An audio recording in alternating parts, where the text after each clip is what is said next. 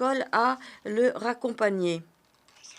L'Assemblée va maintenant écouter l'allocution de son Excellence Paul Sadogo Darneba, président du Burkina Faso, président du Conseil des ministres du Burkina Faso. Je demande au protocole d'accompagner son Excellence Paul-Henri Sadogo Darneba. On behalf of the General Assembly. Au nom de l'Assemblée générale, j'ai l'honneur d'accueillir son Excellence Paul-Henri Sandaogo Damiba, président du Faso, chef d'État, président du Conseil des ministres du Burkina Faso, et je l'invite à prononcer son allocution.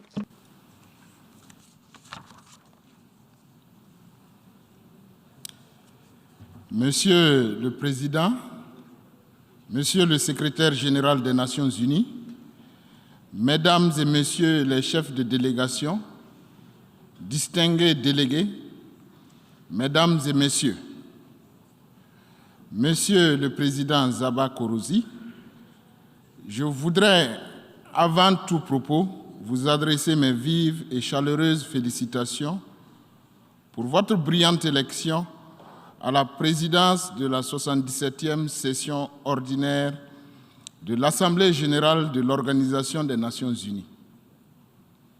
J'ai l'assurance que votre grande expérience, votre bonne connaissance du système des Nations unies et votre engagement bien connu en faveur de la diplomatie multilatérale seront le gage du succès de votre mandat.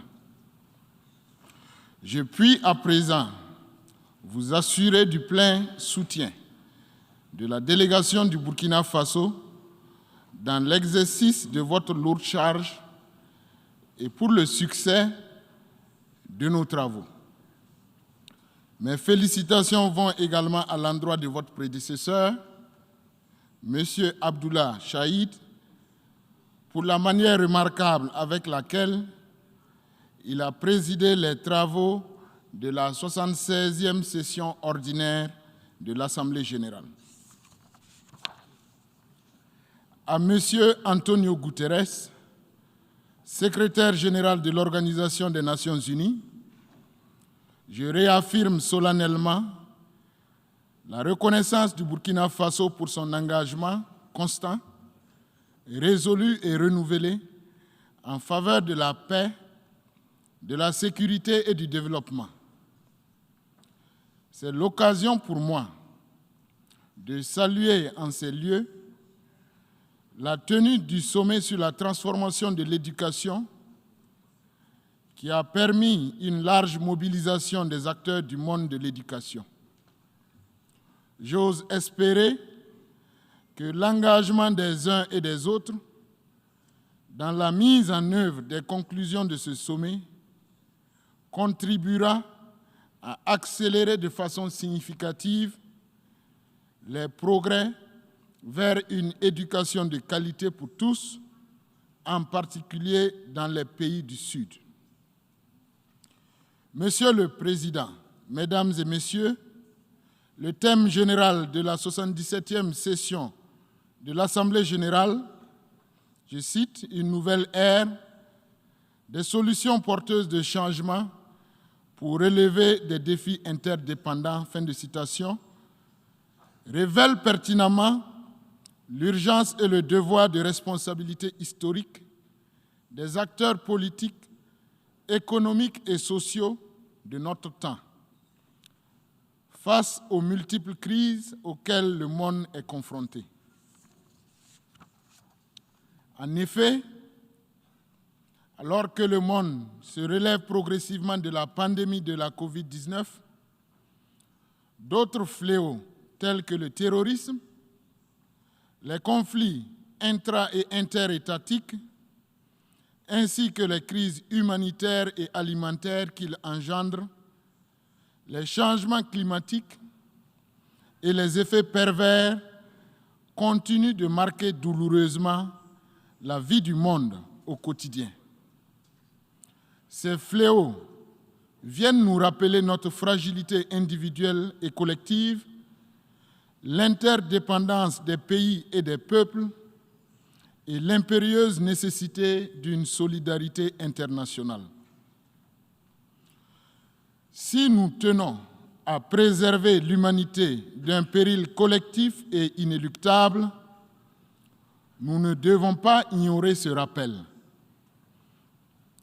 Monsieur le Président, Mesdames et Messieurs, la fin de la guerre froide nous a donné de rêver, d'espérer en l'avènement d'un monde consensuel et recentré autour des valeurs cardinales de paix, de justice, de liberté, de démocratie et de solidarité.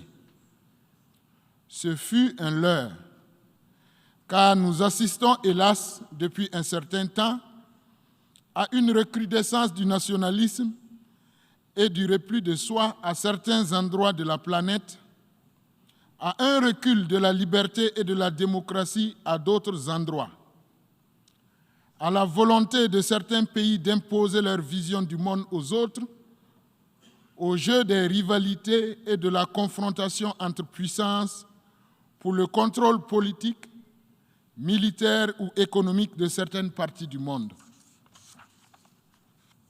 Bref, des acteurs de la communauté internationale étalent aujourd'hui, au grand jour, leur vision d'un monde unipolaire, monocolore, conforme à leur idéologie et à leurs intérêts. Il est impérieux de se ressaisir et de développer en nous la force de ne pas succomber à ces tentations. Privilégions plutôt l'esprit de solidarité en faisant en sorte que la diversité du monde soit préservée et que le principe de l'interdépendance des peuples, où chacun peut contribuer à la gestion des affaires du monde, soit une réalité. En effet, le Burkina Faso est profondément convaincu que la chance de survie de l'humanité réside dans l'acceptation et l'usage ingénieux de nos différences et de nos diversités. Loin d'être un facteur d'antagonisme ou d'hostilité, elles sont une belle opportunité de complémentarité et de solidarité qui nous est gratuitement offerte pour promouvoir la coexistence pacifique et le développement durable. Monsieur le Président, Mesdames et Messieurs, les principaux défis auxquels notre monde est de nos jours confronté sont bien connus de tous. Ils ont principalement pour nom paix et sécurité, démocratie et développement durable, changement climatique et environnement, santé et éducation. Nous pouvons ensemble et seulement ensemble relever ces défis. Pour cela, nous devons essayer d'aller au-delà de nos intérêts individuels et particuliers, souvent facteurs de crise, pour entretenir des relations apaisées les uns envers les autres. J'invite donc solennellement tous les acteurs de la communauté internationale, qu'ils soient du Nord ou du Sud, et quel que soit leur niveau de puissance politique, économique ou militaire, à s'inscrire dans une telle démarche. Monsieur le Président, Mesdames et Messieurs, certaines questions reviennent depuis plusieurs années déjà à l'ordre du jour de chaque session de l'Assemblée générale. Au nombre de celles-ci, on note les questions de la Palestine, du Sahara occidental, de la dette, des changements climatiques, de l'embargo contre Cuba, de la guerre en Ukraine ou encore de la réforme du Conseil de sécurité.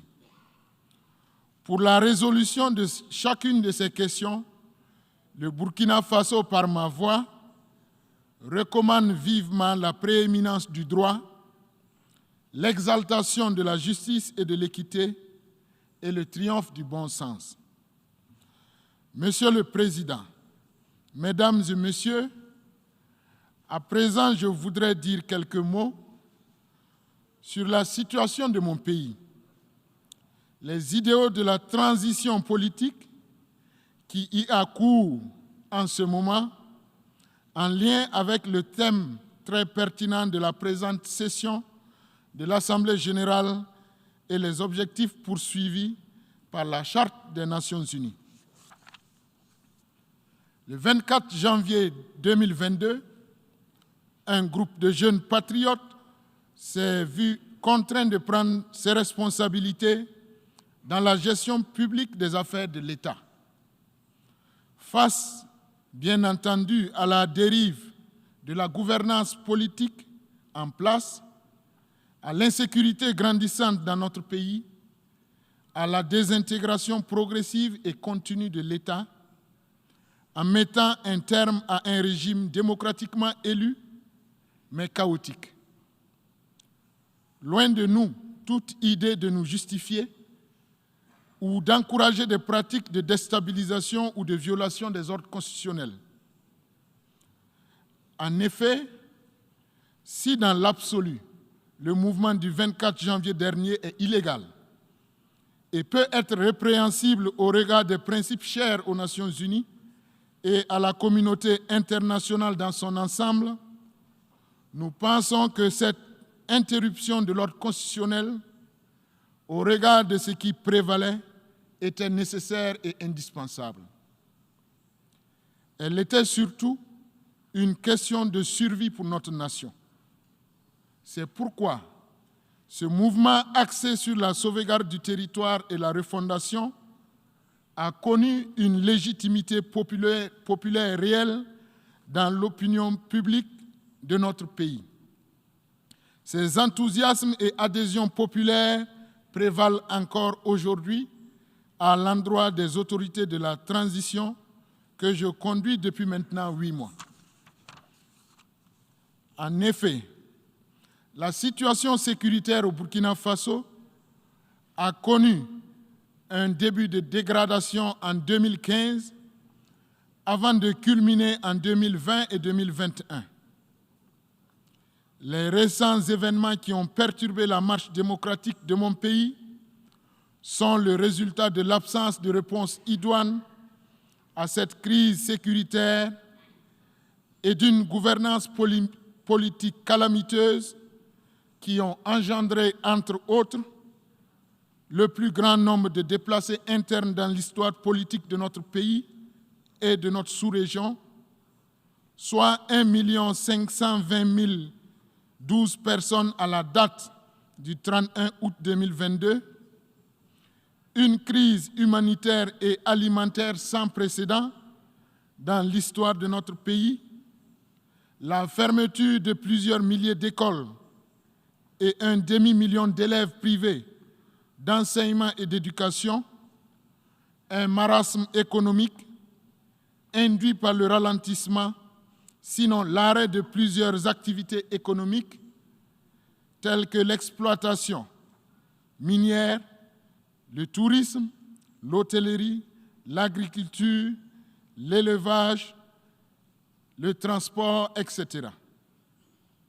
Ces difficultés sommairement décrites s'inscrivent dans un contexte sécuritaire sous-régional marqué par des attaques des différents groupes terroristes qui évoluent dans le Sahel, notamment le Sahel central qui comprend le Burkina Faso, le Mali et le Niger. Néanmoins, pour y faire face, le gouvernement de la transition, comptant a priori sur de nouvelles initiatives endogènes, a pris ses responsabilités en élaborant un plan d'action reposant sur 4 objectifs stratégiques déclinés comme suit. Premièrement, la lutte contre le terrorisme et la restauration de l'intégrité du territoire. Deuxièmement, la réponse à la crise humanitaire. Troisièmement, la refondation de l'État et l'amélioration de la gouvernance. Et enfin, la réconciliation nationale et la cohésion sociale. Pour atteindre ces objectifs stratégiques, le gouvernement de la transition a pris les initiatives majeures ci-après. D'abord, la réorganisation du dispositif de sécurité nationale, et des actions fortes et vigoureuses sur le terrain contre le terrorisme et les groupes armés, la lutte contre la radicalisation, les discours haineux et la stigmatisation des communautés, la mise en place d'une politique de déradicalisation et de réinsertion socio-professionnelle des combattants repentis des groupes armés, le soutien à la réinstallation et à l'insertion socio-économique des personnes déplacées internes et des personnes affectées par le terrorisme. Et enfin, la lutte contre la corruption, la promotion de la justice et de l'équité, ainsi que l'éducation à la paix et à la citoyenneté. Toutefois, la seule volonté ou la simple détermination du Burkina Faso dans la lutte contre le terrorisme ne suffiront pas à elles seules à produire des effets durables ou irréversibles dans ce domaine. Le soutien de la communauté internationale est indispensable et attendu. Ce soutien est surtout urgent car la position géographique du Burkina fait de lui un verrou pour freiner l'expansion du terrorisme vers les pays côtiers comme le Bénin, la Côte d'Ivoire, le Ghana et le Togo. Monsieur le Président, Mesdames et Messieurs, la stabilité, la sécurité et la paix au Sahel ne sont pas seulement une affaire des pays de cette région. Dans la mesure où la situation qui prévaut aujourd'hui dans les pays du Sahel est la résultante, faut-il le rappeler, d'une migration du phénomène du terrorisme du nord vers le sud du continent. Ce qui se passe aujourd'hui au Sahel, de par ses effets transfrontaliers, est un problème qui met en jeu la paix et la sécurité internationale. Dès lors, il est important que la communauté internationale s'en préoccupe et s'en saisisse davantage. Les efforts jusque-là déployés sont certes salutaires, mais restent en deçà des attentes au regard de la réalité du terrain. Au demeurant, je salue l'initiative du président de l'Union africaine et du secrétaire général des Nations unies de mandater le président Mahamadou Issoufou pour conduire une mission d'évaluation stratégique conjointe Union africaine-ONU sur la sécurité au Sahel. Une mission qui devrait aboutir à l'élaboration de recommandations sur la manière de renforcer la réponse internationale à la crise sécuritaire au Sahel, et ce, en vue d'y trouver une solution globale et durable. Je lance un appel aux partenaires techniques et financiers, bilatéraux et multilatéraux, pour soutenir le plan d'action de la transition adopté le 6 mai dernier. Le Burkina Faso espère un appui de ses partenaires au développement afin de combler un gap d'environ 4 milliards 575 millions de dollars US sur un budget total de 18 milliards 64 millions de dollars US. Le gouvernement a également entamé l'élaboration d'un programme d'urgence de la transition qui sera consacré aux projets prioritaires, innovants et à fort impact sur les conditions de vie des populations, pour lesquels il compte sur la mobilisation des amis et partenaires du Burkina Faso. Monsieur le Président, Mesdames et Messieurs, les autorités de la transition au Burkina Faso sont conscientes de leurs responsabilités devant le peuple burkinabé et de leurs devoirs vis-à-vis de la communauté internationale. Qu'il soit clair pour tous, elles ne s'y déroberont pas. Conscientes de leurs responsabilités, les autorités de la transition sont parvenues le 3 juillet dernier à un compromis dynamique avec la communauté économique des États de l'Afrique de l'Ouest sur une durée de la transition fixée à 24 mois pour compter du 1er juillet 2022 et la nécessité de mettre en place un mécanisme de suivi d'évaluation de la transition autour des indicateurs relatifs à la sécurité, au retour des services de l'État dans les zones occupées, ainsi qu'au retour des personnes déplacées.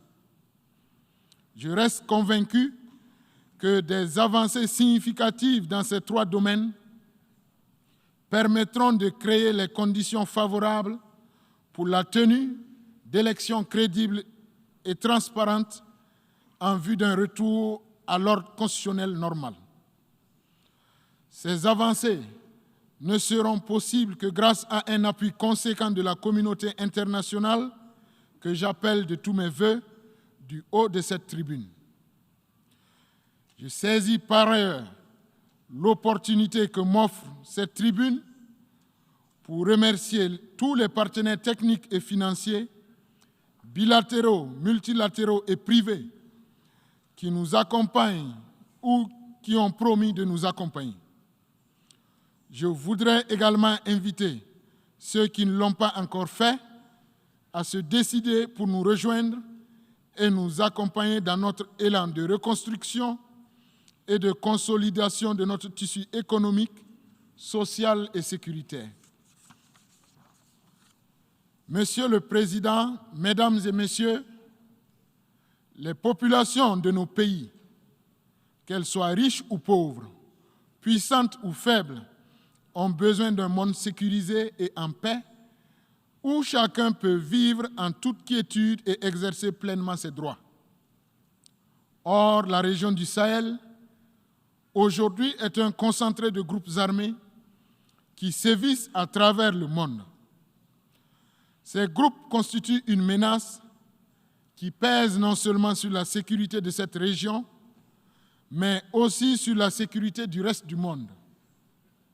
Si rien n'est fait pour venir en aide de manière décisive et urgente aux pays de cette région, l'on court le risque d'une déflagration du terrorisme dans les pays du Golfe de Guinée, puis sur le reste du monde, à commencer par l'Europe, continent le plus proche de l'Afrique. Aucune mesure de précaution ou de prévention ne pourra empêcher le terrorisme de s'inviter outre-Atlantique si le Sahel est abandonné à lui-même. Et rien, absolument rien, ne pourra retenir la jeunesse des pays du Sahel et ses environs contre les tentations des immigrations périlleuses en Europe à travers le Sahara et la Méditerranée, si cette jeunesse n'a plus d'espoir sur ses propres terres. Monsieur le Président, Mesdames et Messieurs, le Sahel, dans les malheurs que lui inflige le terrorisme, est devenu le théâtre de rivalités stériles et de convoitises indécentes qui exacerbent la situation. Mieux que ce spectacle désolant, les pays du Sahel ont plus besoin de solidarité et d'aide. D'aide, mais pas n'importe laquelle. L'aide dont nous avons besoin est celle qui nous aide à nous départir de l'aide. L'aide qui tue l'aide, c'est cette forme d'aide qui est conforme à nos convictions et celle qui respecte notre dignité. Monsieur le Président, Mesdames et Messieurs, je voudrais terminer mon propos en invitant encore tous les acteurs de la communauté internationale à plus de solidarité les uns envers les autres, car c'est la meilleure façon de relever les défis de notre temps et de préserver les intérêts de tous. Raoul Folero disait que nul n'a le droit d'être heureux tout seul.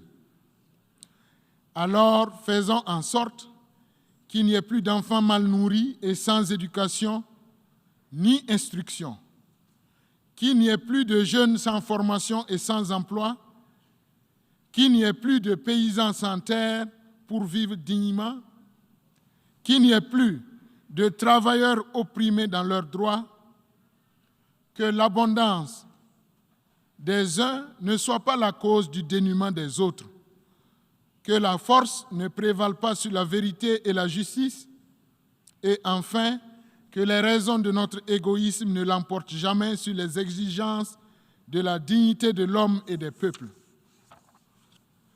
Le Burkina Faso, je vous en conjure, ne ménagera aucun effort pour apporter sa contribution à l'édification d'un monde meilleur, paisible, solidaire et prospère. Je vous remercie.